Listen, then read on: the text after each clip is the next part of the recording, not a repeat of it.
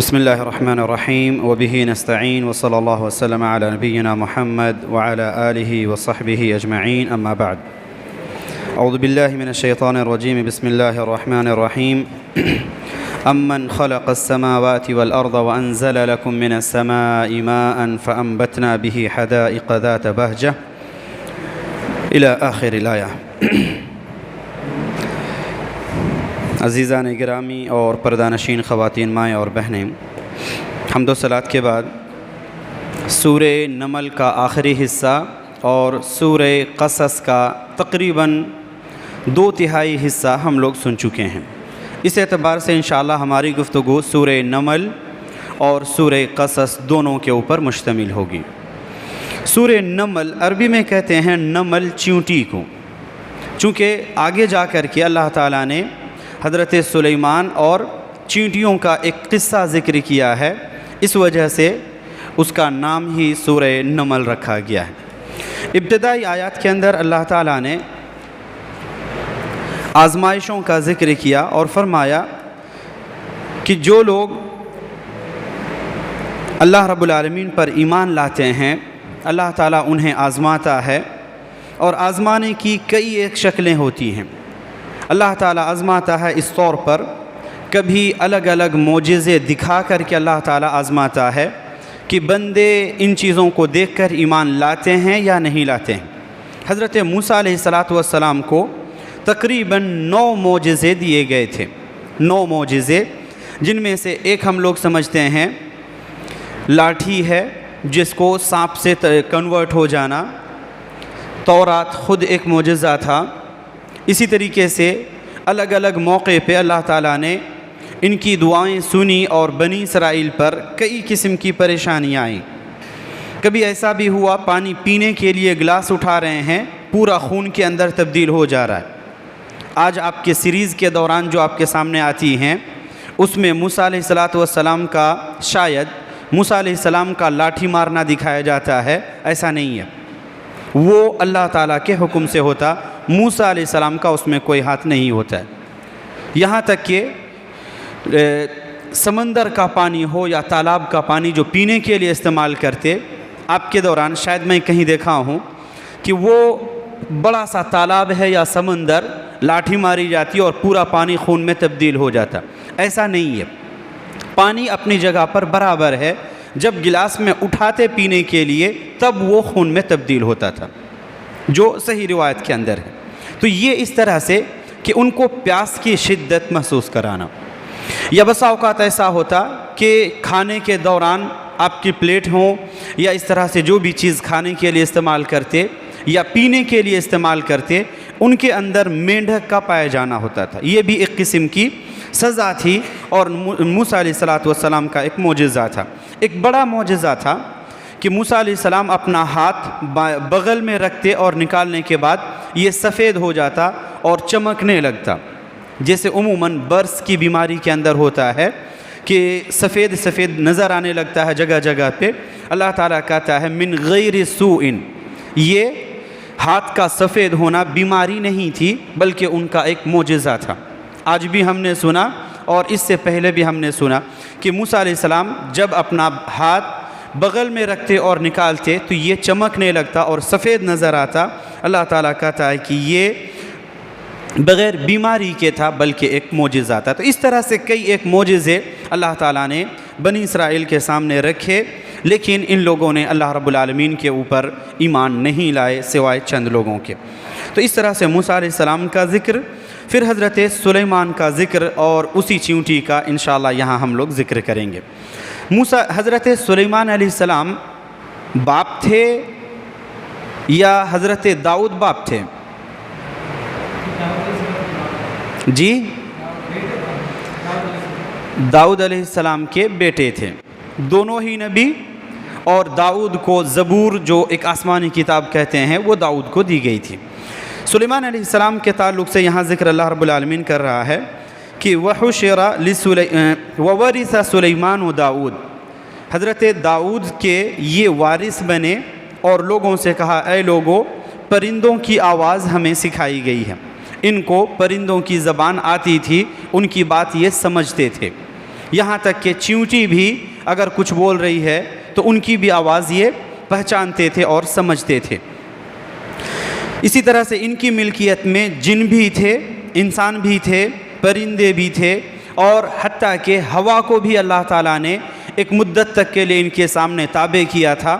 اور اللہ تعالیٰ کہتا ہے وَسَخَّرْنَا لَهُ الرِّيَاحَ تَجْرِي بِأَمْرِهِ رُخَاءً حَيْثُ أَصَابَ، جہاں چاہتے ایک جھٹکے کے اندر اللہ تعالیٰ کی اجازت سے یہ ہوا ان کو ایک بڑی مسافت تک پہنچا دیتی ایک جھٹکے میں۔ بعد میں لوگوں نے اسی سے اڑن کھٹولا نکالا ہے۔ تو حقیقت یہ ہے کہ اللہ تعالیٰ نے ان کو ہوا کے اوپر کنٹرول دیا تھا، اور اللہ تعالیٰ کے حکم سے جہاں جانا ہوتا ایک جھٹکے کے اندر وہ پہنچ جاتے تھے۔ تو اس طرح سے یہ ان کے خصوصیات ہیں۔ ایک مرتبہ جہاد کے لیے نکل رہے تھے اپنے لشکر کے ساتھ، گزر رہے تھے، ایک جگہ اچانک سے پیر اپنے اٹھا لیے اور رک گئے، چونکہ قائد ہیں آگے تھے، پوری فوج آپ کے پیچھے تھی۔ لوگوں نے اعتراض کیا، اے نبی مسئلہ کیا ہے کہ آپ آگے کیوں نہیں بڑھ رہے ہیں؟ تو کہتے ہیں قالت نملۃ حتی اذا اتوا علی واد النمل، جب چینٹیوں کی بستی میں آئی، ان کی بھی ایک بستی ہوا کرتی ہے، ان کی جو رہنے کی جگہ ہے، جب اس وادی میں پہنچے تو کہتے ہیں کہ ایک چینٹی کہتی ہے قالت نملۃ، ایک ان کی سردار جو چینٹی تھی وہ کہتی ہے یا ایھا النمل ادخلوا مساکنکم، اے چینٹیوں تم اپنے بلوں کے اندر داخل ہو جاؤ، کہیں ایسا نہ ہو کہ سلیمان اور اس کی لشکر انجانے میں تمہیں کچل دے۔ ان کا سننا تھا، فوراً رک گئے، چونکہ آواز پہچانتے تھے۔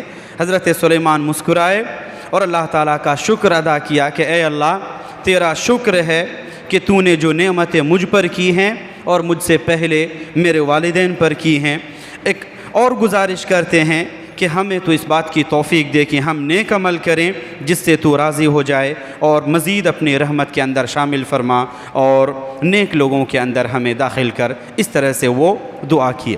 ایک سبق ہمارے لیے یہاں ہے کہ جب بھی آپ کے اوپر کوئی نعمت ہو، سب سے پہلے اللہ تعالیٰ کا شکر ادا کریں، اور اپنی اور دنیا آخرت کے لیے بہتری کی بھلائی کے لیے اللہ رب العالمین سے اور مانگیں، اللہ تعالیٰ آپ کو دے گا۔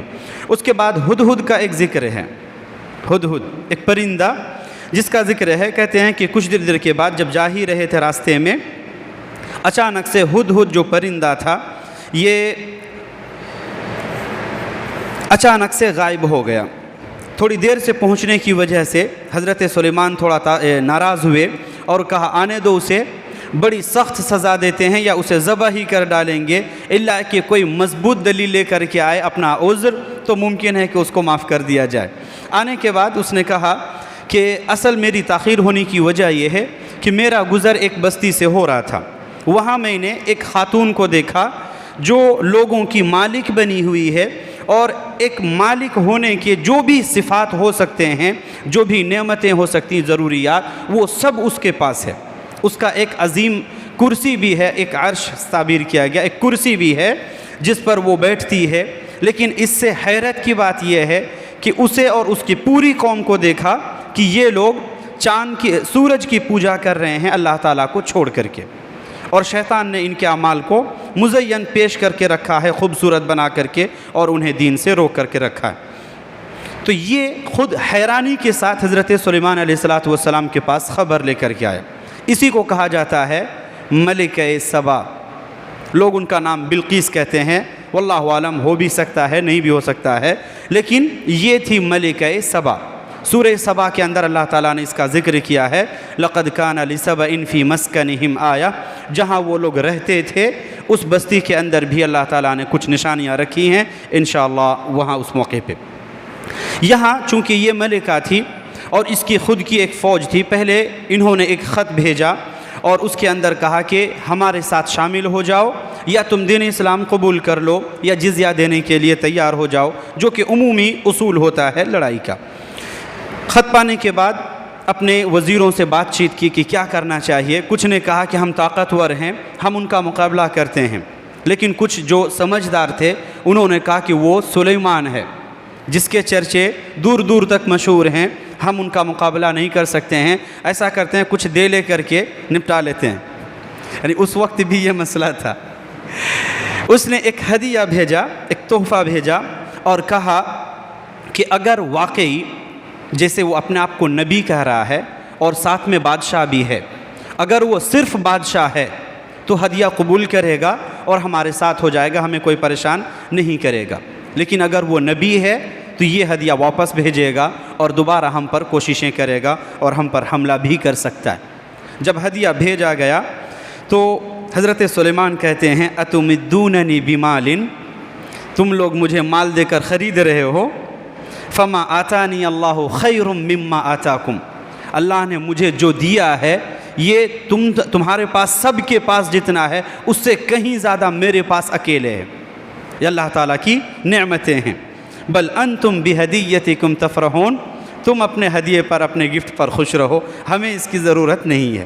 ارجع الیہم، پھر اس کے بعد کہا کہ اب چلو ایک آخری پیغام بھیجتے ہیں، یا تو خوشی خوشی آ جاؤ یا ہم تمہارے اوپر حملہ کر دیں گے اور تمہیں پھر ذلیل ہو کر کے ہمارے انڈر آنا پڑے گا، فیصلہ تمہارا ہے۔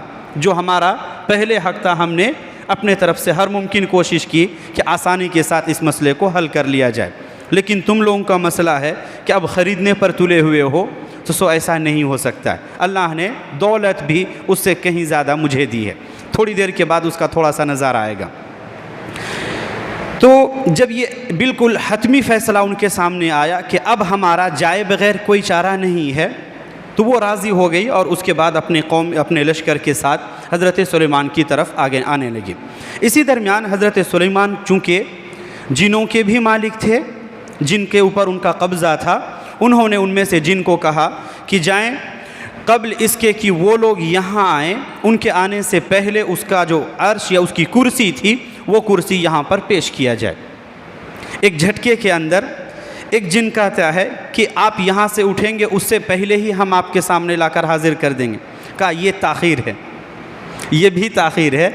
تو ایک دوسرا کہتا ہے کہ آپ پلک جھپکیں گے، آپ کی آنکھ کھلے گی، اس سے پہلے آپ کے سامنے اس کو حاضر کر دیا جائے گا، کہا ٹھیک ہے، وہ لے کر کے آئے۔ اس طرح سے جب وہ پہنچی اور اس سے پہلے کہ وہ لوگ آئیں، سب سے پہلے اس کرسی کے حاضری پر اللہ تعالیٰ کا شکریہ ادا کیا، چونکہ یہ بھی ایک نعمت تھی کہ اتنی دور چیز ہے اور ایک جھٹکے میں آپ کے سامنے ایک سیکنڈ میں پہنچ رہی ہے۔ اللہ تعالیٰ کا یہاں بھی شکریہ ادا کیا اور کہا کہ جو شخص اللہ کا ناشکرہ ہوتا ہے وہ اللہ کا کچھ نہیں بگاڑ سکتا ہے، وہ خود اپنا نقصان کرتا ہے، اللہ کا شکر ادا کرنا چاہیے۔ آنے کے بعد جب وہ پہنچی اپنی لشکر کے ساتھ، ان کی چونکہ ملکہ تھی، ہر آدمی کا، ایک عام آدمی اور ایک سردار، دونوں کے درمیان انتظام کے اندر تھوڑا سا فرق ہونا چاہیے۔ ملکہ تھی اس لیے ان کا معاملہ الگ رکھا، اور اللہ تعالیٰ نے جو نعمت دی تھی اب تھوڑا سا اس کا مظاہرہ اس کے سامنے کیا۔ وہ اس طور پر کہ جس جگہ پر اس کی رہائش تھی اسی جگہ پر چاروں طرف سے سنگ مرمر اس طور پر بنائے تھے، اور اس کو جیسے آپ کے سامنے ٹائلز وغیرہ ہے اس طرح سے کہ گویا وہ پانی ہے چمک رہا ہو، جیسے کبھی کبھار نہر وغیرہ کے اندر صاف پانی ہو، زمین آپ کی نیچے نظر آنے لگتی ہے، ایسے ہی معاملہ تھا۔ کأنہ صرح ممرد، اللہ تعالیٰ نے کہا قیل لہ ادخل الصرح، اس سے جب کہا گیا کہ آؤ اس میدان میں یہاں آ جاؤ، فلما رأتہ حسبتہ لجا، جب اس نے یہ چیز دیکھی تو اس نے سمجھا کہ ایسا لگتا ہے کہ گویا یہ تالاب ہے جس میں تقریباً ایسا بھی ہو سکتا ہے کہ گھٹنے تک پانی ہو، اتنی زیادہ گہرائی اس کے اندر نظر آ رہی ہے صاف صاف۔ وکشفت عن ساقیہا، جب وہ اندر جانے لگی تو لگ رہا کہ پانی ہے، اپنے کپڑے تھوڑے سے اٹھائے تاکہ اس کے اندر اس کا کپڑا نہ بھیگے۔ اس کے بعد اس سے کہا کہ انہ صرح ممرد من قواریر، یہ پانی نہیں ہے بلکہ سنگ مرمر کی اس طرح سے تراش ہے جو اللہ تعالیٰ نے دی ہے۔ اس کے بعد اس کا جو کرسی تھی اس کی، اسی کے سامنے پوچھا ہے کہ اس کرسی کو پہچانتی ہو؟ فلما جاءت قیل اہکذا عرشک، اس سے کہا جا رہا ہے حضرت سلیمان علیہ السلام کی طرف سے تمہاری کرسی ایسے ہی ہے؟ تو کہتی ہے کأنہ ہو، ایسا لگتا ہے وہی ہے، کیونکہ کہہ نہیں پا رہی ہے کہ وہی ہے لیکن لگتا ہے وہی ہے۔ تو اس طرح سے کہا کہ وَأُوتِينَا الْعِلْمَ مِنْ قَبْلِهَا وَكُنَّا مُسْلِمِينَ، حضرت سلیمان کہتے ہیں کہ اس سے پہلے ہی وہی آ چکی تھی کہ یہ لوگ مسلمان ہو چکے ہیں، وہ آ کر کے اسلام قبول کرتی ہے اور اپنی جو اب تک کی نادانی تھی اس پر اپنی ندامت کا اظہار کرتی ہے اور وہ مسلمان ہو کر کے ان کے تابع ہو کر کے پھر اپنی جگہ پر قائم رہتی ہے۔ اس طریقے سے انہوں نے اپنی نبوت کا بھی اظہار اور اپنی جو طاقت اللہ تعالیٰ نے ان کو دی تھی اس کا بھی اظہار کیا اور اس طریقے سے وہ مسلمان ہو گئے۔ بہت سارے لوگ سوچتے ہیں یا مشہور بھی ہے کہ دونوں کی شادی ہو گئی، ایسا نہیں ہے، اس کا کہیں پہ ذکر نہیں ہے، اس کے لیے اس رشتے کے اوپر بات نہ کی جائے۔ آگے بڑھیں، حضرت لوط اور ان کی قوم کا ذکر کیا۔ اس امت میں جو لوگ اللہ رب العالمین کا شریک دوسروں کو بناتے ہیں ان سے چند سوالات اللہ تعالیٰ نے کیے۔ سب سے پہلے اللہ تعالیٰ نے کہا کہ کیا اللہ بہتر ہے یا جن کو لوگ شریک بنا رہے ہیں یہ بہتر ہیں؟ اس کے بعد کچھ صفات ذکر کیے کہ وہ شخص جس نے آسمانوں اور زمین کو پیدا کیا، تمہارے لیے آسمان سے بارشیں نازل کی، جس کے ذریعے سے باغات اور ہریالیاں پیدا کی، کیا تم جن کو شریک کرتے ہو ایک پودا بھی پیدا کر سکتے ہیں؟ کیا کوئی ہے جو اللہ کے ساتھ برابر شریک ہو؟ ہرگز نہیں۔ اللہ تعالیٰ کہتا ہے کہ تم لوگ ایسے قوم ہو جو اللہ کے ساتھ بھی ناانصافی کرتے ہو۔ کیا وہ شخص جس نے زمین کو رہنے لائق بنایا، قرار رہنے لائق بنایا، اس کے اندر نہریں رکھی، کچھ کیل کے جیسے رکھے کہ تاکہ زمین ہلے نہیں، اور سمندروں کے درمیان اللہ تعالیٰ نے حاجز اور پردے رکھے کہ جس میں سے آپ کے سامنے بہت مشہور ہے کھارا پانی اور میٹھا پانی ایک ساتھ اور بیچ میں تھوڑا سا پردہ جو ایک حائل ہے، اللہ تعالیٰ کہتا ہے کہ وہ اس ذات نے رکھا ہے۔ تو جو یہ سب چیز پر قادر ہے، کیا اس کے ساتھ کوئی اور بھی ہے جو یہ چیز کر سکتی ہے؟ ہرگز نہیں۔ قلیلا ما تذکرون، تم لوگ کم ہی نصیحت حاصل کرتے ہو۔ وہ شخص، وہ ذات کون ہے جو ایک بے چین کی پکار سنتی ہے؟ وہ کون ہے جو ایک بے چین کی پکار سنتی ہے جب اس کو پکارتا ہے اور اس کی پریشانی بھی دور کرتا ہے؟ تم کو زمین کے اندر حکومت دیتا ہے، زمین کے اندر سکونت دیتا ہے، تو پھر کوئی ہے جو اس ذات کے برابر کوئی شریک ہو؟ ہرگز نہیں۔ اللہ تعالیٰ ہی ہے جو ان تمام چیزوں کے اوپر قادر ہے۔ تو اس طریقے سے چند سوالات کیے اور لوگوں کے ذہنوں کو یہ ایک طرح سے سوال کیا کہ لوگوں کو سمجھنا چاہیے کہ وہ ذات صرف اللہ ہے، اس کے علاوہ کوئی اور نہیں، تو پھر اسی ایک اللہ کی عبادت بھی ہونی چاہیے، کسی اور کی نہیں ہونی چاہیے۔ قیامت کی ایک بڑی نشانیوں کا یہاں میں سے ایک بڑی نشانی کا یہاں ذکر ہوا۔ آیت نمبر 82 فرمایا وَإِذَا وَقَعَ الْقَوْلُ عَلَيْهِمْ أَخْرَجْنَا لَهُمْ دَابَّةً مِّنَ الْأَرْضِ، جب اللہ تعالیٰ کی طرف سے بات ہو جائے گی اور جو چیز واقع ہونے والی ہے وہ ہو چکے گی، اللہ تعالیٰ کہتا اخرجنا لہم دابۃ من الارض، زمین سے ہم ایک چوپایا نکالیں گے، تکلمہم، جو لوگوں سے بات کرے گا، ان الناس کانوا بآیاتنا لا یوقنون، کہ لوگ اللہ رب العالمین کی آیتوں پر یقین نہیں رکھتے تھے۔ اس کا مرحلہ کہتے ہیں 10 بڑی نشانیاں ہیں، جن میں سے 5 نشانیاں ہیں۔ سب سے پہلے دجال، اس کے بعد حضرت عیسیٰ علیہ السلام، پھر یاجوج ماجوج، اور 3 الگ الگ مقامات پر زلزلے ہوں گے۔ 3 الگ الگ مقامات پر، روایتوں کے اندر ہے خسف بالمشرق و خسف بالمغرب و خسف بالحجاز، یا اس طرح کے آخری حصے کے اندر ہے کہ 3 الگ الگ مقامات پر بڑے زلزلے ہوں گے، اور اتنا بھیانک کہ اکثر آبادی جو لوگ ہوں گے وہ اس کے اندر تہس نہس ہو جائیں گے۔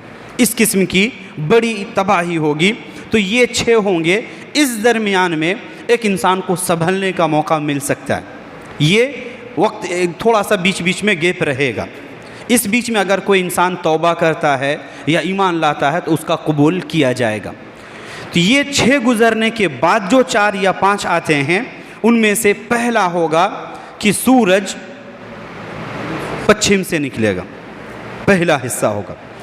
وہ رات کہتے ہیں کافی لمبی ہوگی، لوگ صبح کا انتظار کر رہے ہوں گے، اور صبح اتنی تاخیر ہو رہی ہوگی سورج نکلنے میں کہ لوگ انتظار کر رہے ہوں گے ادھر منہ کر کے، پورب کی طرف جہاں سے عموماً سورج نکلتا ہے، تاخیر کی وجہ سے لوگ انتظار کر رہے ہوں گے اب تک سورج کیوں نہیں نکل رہا ہے۔ اچانک جیسے چاشت کا وقت ہوتا ہے 15-20 منٹ کے بعد، اچانک پیچھے سے ایک شخص خبر دے گا کہ سورج ادھر سے نکل رہا ہے، گھبراہٹ کا یہ ماحول ہوگا۔ اچانک لوگ پلٹیں گے، ادھر دیکھ ہی رہے ہوں گے کہ فوراً پیچھے کی طرف سے وہ جانور جس کا ذکر یہاں کر رہے ہیں یہ چوپایا نکلے گا اور لوگوں سے بات بھی کرے گا۔ اس کا کام ہوگا پیشانیوں پر داغ اور نشان لگانا۔ جو مومن ہوں گے ان کا نشان چمکے گا جو ان کے ایمان کی دلیل ہوگی، اور جو کافر ہوں گے ان کا سیاہ ہوگا کالا جو ان کے کافر ہونے کی دلیل ہوگی، اور لوگوں سے کہے گا بھی کہ اب وقت ختم ہو چکا ہے، تم لوگ اللہ رب العالمین کی آیتوں پر یقین نہیں رکھتے تھے۔ تو یہ دو مرحلہ ہوگا کہ بالکل آنن فانن ہوگا کہ ابھی ادھر لوگ متوجہ تھے، فوراً دوسرے طرف سے 2-4-5 سیکنڈ کے بعد ہی لوگوں کے سامنے ادھر سے نمودار ہوگا۔ تو اس طرح سے یہاں جو سورج کا طلوع ہے یہاں سے لے کر کے قیامت کے زلزلے تک یہ مرحلہ بہت جلدی ہوگا کہ ایک انسان سنبھل بھی نہیں پائے گا، کہ ایک یہاں نظر آ رہی دوسری طرف، تھوڑی دیر کے بعد کہیں اور سے کچھ ہونے لگا۔ تو اس طرح سے اس موقع پر اگر کوئی انسان ایمان بھی لائے تو اس کا ایمان قابل قبول نہیں ہوگا، چونکہ اس وقت لوگ سمجھ جائیں گے کہ یہ جو قیامت کی بڑی نشانی سورج کا مغرب سے طلوع ہونا پچھم سے، یہ اب آخری ہے، اس کے بعد بس انتہا ہے دنیا کی۔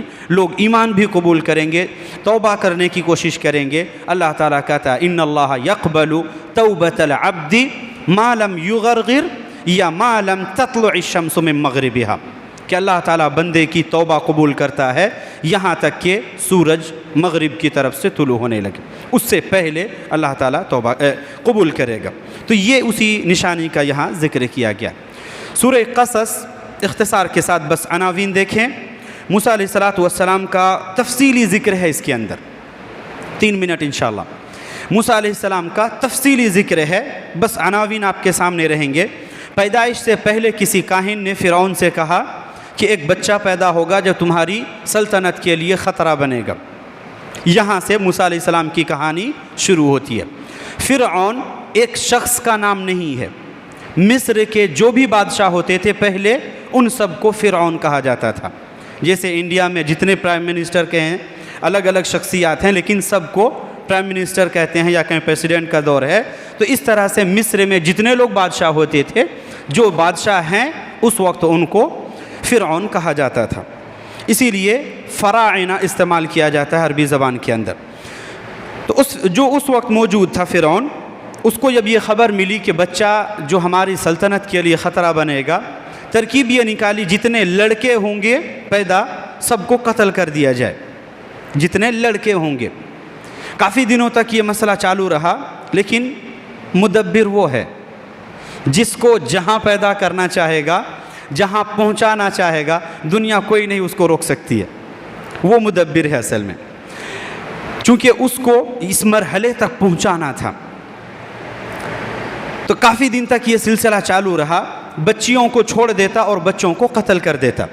کچھ دنوں کے بعد جب لڑکے ہی نہیں رہے تو فوج میں کام کون کرے گا؟ فوج کے اندر کون لڑیں گے؟ جو تھے وہ بوڑھے ہو کر کے ریٹائر ہونے لگے، ان کی ہڈیاں جواب دینے لگی، تو کوئی تو ہونے چاہیے۔ ایک ترتیب یہ نکالے کہ 1 سال کے بچوں کو زندہ رکھا جائے اور دوسرے سال کے بچوں کو قتل کر دیا جائے۔ تو جس سال ہارون علیہ السلام پیدا ہوئے تھے اس سال بچنے والا زمانہ تھا، اس سال قتل نہ ہونے کی بات تھی، اور حضرت ہارون اسی درمیان تھے اور اس سال وہ چونکہ بچے ہوئے تھے۔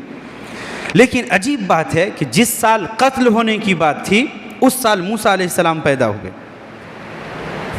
عجیب ہے نہیں کہ جس چیز کا ڈر ہے پھر بھی اللہ تعالیٰ وہی کرے گا، اور دشمن کے منہ میں ایک انسان کو پناہ دے گا۔ یہ ہے اللہ رب العالمین کی ذات، کہ ایک تو یہ کہ اس سال بچوں کو قتل ہونا تھا، لڑکوں کو، لیکن اللہ تعالیٰ نے اسی درمیان حضرت موسیٰ کو پیدا کیا۔ ان کی ماں سے کہا پریشان مت ہو۔ عجیب ایک یعنی آزمائشوں کا سلسلہ، ایک ماں اپنے دودھ پیچھے بچے سے کیسے الگ ہو سکتی ہے، اور وہ بھی دریا میں ڈال دینا بغیر کسی سہارے کے۔ اللہ تعالیٰ نے کہا فرشتے کے ذریعے کہ اسے دریا میں ڈال دو، ہم اس کی حفاظت کریں گے۔ کتنی تڑپی ہوگی وہ ماں کہ ایک تو مشکل سے یہ بچے کی ولادت ہوئی ہے، اور وہ بھی زمانہ ہے کہ ابھی چھپ چھپ کر کے رہ رہے ہیں کہ کہیں کوئی جان نہ لے اور اس بچے کو قتل نہ کر دے، اور اوپر سے حکم آ رہا ہے کہ اسے دریا کے اندر ڈال دو۔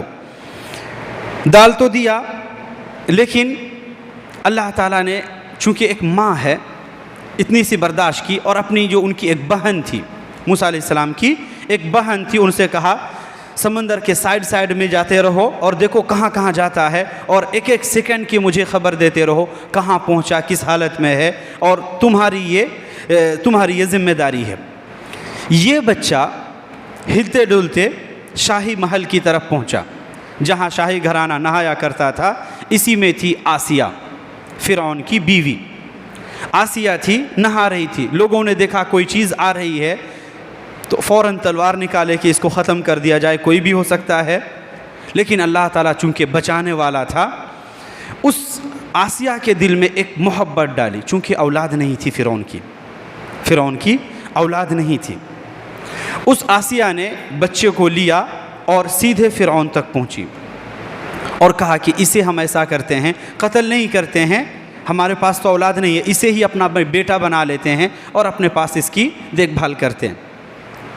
بچے کی محبت ہے نا، ایک لا اولاد ہونا کتنی بڑی آزمائش ہے۔ آپ یہاں دیکھیں فرعون جیسا انسان جس کا حکم ہے کہ کوئی بھی بچہ ہو اس کو قتل کر دیا جائے، لیکن اس محبت میں وہ بھی قابو ہو جاتا ہے۔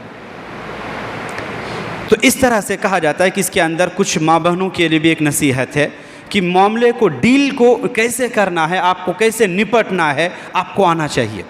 غلط طریقے سے نہیں، صحیح طریقے سے آپ سمجھیں کہ اس سچویشن کو ہینڈل کیسے کرنا ہے، آپ کو اتنا علم ہونا چاہیے۔ فرعون جیسے انسان کو اپنے بات کے ذریعے سے اپنے بات پر قائل کر لینا بہت بڑی بات ہے۔ تو اس طرح سے قائل کیا کہ اسے ہم اپنا بچہ بنا لیتے ہیں۔ ٹھیک ہے، مسئلہ ہے کہ بچہ رو رہا ہے، دودھ پلائے کون؟ اور اللہ تعالیٰ کا حکم ہے حرمنا علیہ المراضع، دودھ پلانے والیوں کو ہم نے دودھ پلانے والیوں کے چھاتیوں کو ہم نے حرام کر دیا ہے۔ موسیٰ منہ تک نہیں لگائے گا ان کو، چونکہ اس ماں سے وعدہ کیا ہے کہ بچہ واپس کریں گے، تو کیسے دوسرے کا دودھ پی سکتا ہے؟ رو رہا ہے۔ جو ان کی بہن تھی سائڈ سے گھوم رہی تھی، اس بچی نے کہا کہ اگر تم لوگ اجازت دو، ایک خاتون کو میں جانتا ہوں، میں وہ آپ کے سامنے پیش کروں، شاید اس کا دودھ پی لے۔ اور موسیٰ کی ماں ہی کی طرف اشارہ کیا، کہا نہیں کہ اسی کی ماں ہے، لیکن کہا کہ ایک خاتون کو میں جانتی ہوں۔ تو اس طرح سے اللہ تعالیٰ نے ان کو محل میں پہنچایا۔ دودھ پلانا اپنے بچے کو، یہ تو خود ایک ذمہ داری ہے، اوپر سے تنخواہ پانا، اللہ اکبر، اوپر سے تنخواہ پانا۔ تنخواہ پر فرعون نے رکھا کہ دودھ پلاؤ، یہیں رہو، تمہاری دیکھ بھال ہمارے طرف سے کی جائے گی اور اس کی مزدوری بھی تمہیں دی جائے گی۔ تو اس طرح سے اللہ تعالیٰ نے کہا فَرَدَدْنَاهُ إِلَىٰ أُمِّهِ، ماں کی طرف ہم نے اس کو واپس کیا تاکہ اس کی ماں کو ٹھنڈک ملے اور اس کی آنکھ کو تھوڑا سا سکون ملے۔ تو اس طرح سے اللہ تعالیٰ نے پلان کیا کہ جو بچہ ابھی قتل ہونے والا تھا لیکن دشمن کے منہ میں اللہ تعالیٰ نے اسے محفوظ کیا اور اس کے گھر والوں کے ساتھ ماں کو بھی موجود کیا اور ساتھ میں اس کی تنخواہ بھی، روزی روٹی کا انتظام بھی کیا، وہ اللہ رب العالمین۔ تھوڑے سے بڑے ہوئے، نبی نہیں بنے تھے، لیکن اس سے پہلے ہی تھوڑا سا جب جوان ہوئے، بڑے ہوئے، تو اس موقع پر موسیٰ کا گھسا بھی تھوڑا سا مشہور ہے۔ قبطی کہتے ہیں جو فرعون کے، یعنی اس وقت دو ٹیمیں تھیں، ایک جو فرعون کا ساتھ دینے والے تھے اور جو ایک موسیٰ، چونکہ ایک محرک قسم کے تھے تو کچھ لوگ موسیٰ کے ساتھ میں تھے۔